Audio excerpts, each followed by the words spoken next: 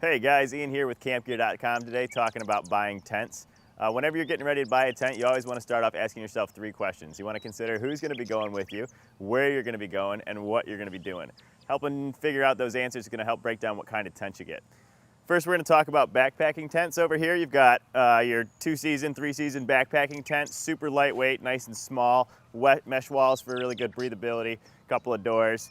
Next, we've got a base camp tent. You get a little bit more stability out and warmth out of the nylon walls, so if you're doing some winter camping, kind of day hiking, whatnot, skiing or whatever, you've got a little bit more protection out of this one. Lastly, we've got a family tent. Clearly, this is much bigger. Family tents are designed for massive groups of people. You can stand up in them. They're super comfortable, walking around, easy in and out, and whatnot.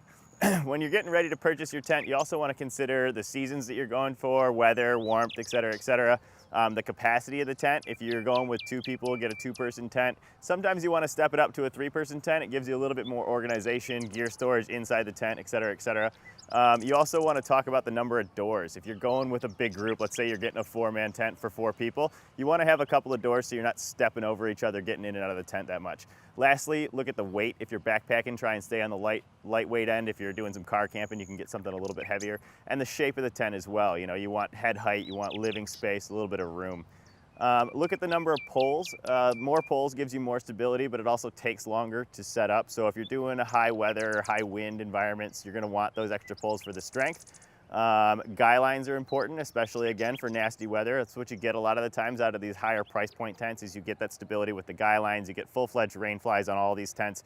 You also get a couple extra poles.